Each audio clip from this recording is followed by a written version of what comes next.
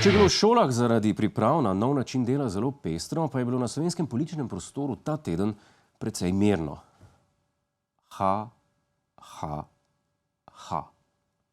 Pejmo od začetka. Najprej je že za vikend prišlo do besednega spopada med prejšnjim in zdajšnjim premierjem. Marjan Šarec je namreč predsednika vlade Janeza Janšo obtožil, da je konec februarja lahkotno smučal v Italiji, medtem ko je tam že divjala epidemija koronavirusa. Za svoje besede se je moral na to opravičiti, saj se je izkazalo, da je premier Janez Janša zgolj priložnostno objavil staro fotografijo in trdil, da je sveža. Šarec gleda ne ve, kako delujejo družabna omrežja. Če nekdo objavi sliko iz vrha Triglava in pripiše, danes prijahal vso pot navzgor, to še ne pomeni, da se je res zgodilo danes.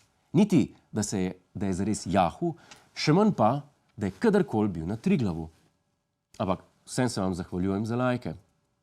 Za drugo spletno jabolko spora pa je poskrbel tale dogodek.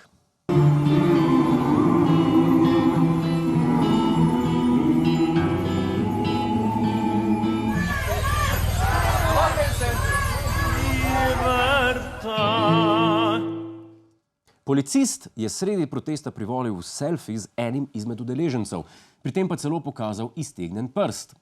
K sreči je šlo za palec. Če bi šlo za sredinec, bi najbrž sledile sankcije.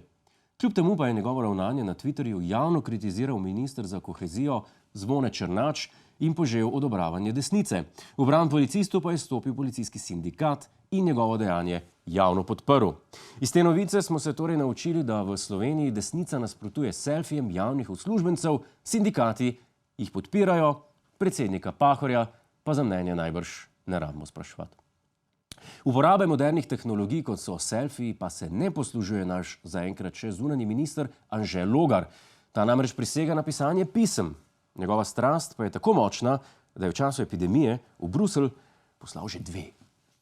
Slovenija v Bruselj namreč pošilja 40 strani dolgo poročilo o stanju vladavine prava pri nas, ob tem pa še spremni dopis ministra Logarja, naslovljen na Evropskega komisarja za pravosodje, v katerem pa Logar navaja, da se pri nas številni sodni postopki končajo, kar zadeve zastarajo. Zapis, da zadeve na slovenskih sodiščih zastarajo, ne bi bil sporen, če mu ne bi dodal še obtožb, da nekateri slovenski sodniki uporabljajo totalitarne simbole in da sodišča ne spoštujejo videza nepristranskosti. Hude obtožbe, vem. Ampak veste kaj? Dokaz, da so slovenska sodišča res pristranska in da ima Logar prav, smo dobili že ta teden. Državni tožilec Srečko Hočevar je namreč zavrgel ovadbo celjskega odvetnika zaradi kršenja navodil NIJZ o ohranjanju medsebojne razdalje. Meni namreč, da ovadenim ni moč očitati, da je njihova opustitev varovalnih ukrepov povzročila širjenje bolezni. Če bi med takim dejanjem ujeli na ključno skupino prijateljev, bi najbrž vsi prejeli kazen. Ker pa je šlo za Tonina, Pahorja in Hojsa, pa je bilo ugotovljeno, da s svojim ravnanjem po Sloveniji niso širili bolezni, ampak kot ponavadi le slabo voljo. Kot vsako dobro literarno delo je tudi Logarjev dopis spodbudil kreativnost drugih nadobudnih pisateljev. Med drugim Janeza Janšo, ki se je po 6 izdanih knjigah ta teden odločil izdati svojo prvo pravljico z naslovom Basen o nas žabah, skuhanih v mlačni vodi ter grožnjah s smrtjo. Kdaj bo pravljica izšla še v tiskani obliki, ni znano, govori pa se, da bo ilustracije namesto Jelke Reichmann prispeval kar Branko Grims, avtor številnih del, znanih pod imenom Grimsove pravljice. Vsebinsko gledano pa ima Janševa Basen o žabah popolnoma enako zgodbo kot Volk in 7 kozličkov. Govori namreč o tem, da se strašnega volka bojimo zgolj zato, ker nam ga tako prikazujejo v medijih. Zaradi vseh ekscesov, ki so si jih v zadnjem tednu privoščili člani vladajoče SDS, pa opozicija sedaj poziva člane preostalih vladnih strank naj zapustijo koalicijo. V stranki bodočih iskalcev zaposlitve, bolj znani kot SMC, pa tega plana zaenkrat nimajo. Je pa v minulih dneh zavrelo v stranki Desus. Kar 6 pokrajinskih odborov je namreč zahtevalo sklic nujne seje, kar pa nekatere poslance Desusa sploh ne preseneča. V stranki Desus je vedno živahno. Ne glede na to, v katerem obdobju naše članstvo spremlja politiko. V stranki Desus je vedno živahno.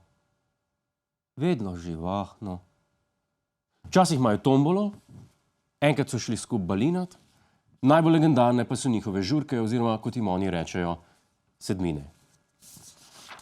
Ker se je živahno dogajanje iz stranke Desus zgleda razširilo na celotno vlado, je morala pred kamere stopiti tudi predsednica Desusa Aleksandra Pivec in podati izjavo glede prihodnosti te živahne koalicije.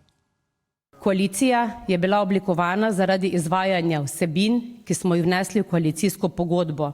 Pri tem stranka Desus traja.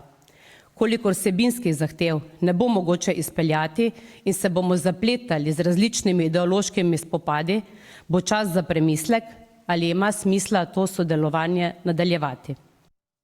Ona vetra pokazala. Ste videli? Gospa Pivec, jaz drugače nočem biti tisti, ki prinaša slabe novice, ampak ideološki spopadi definitivno bodo. To je vlada Janeza Janše. Če greš v vlado z Janezom Janšo in upaš, da ne bo ideoloških spopadov, je kot če greš na koncert od Modrijanov, pa upaš, da ne bojo zapeli ti, moja rožica. Jaz vam garantiram, to se bo zgodilo. 8-krat v enem večeru. Hej, to je naš YouTube kanal, klikni na ta gumb in se naroči, da boš na tekočem. Polajkaj pa nas tudi na Facebooku in na Twitterju, pa na ulici, pa na kakšnem javnem WC-ju.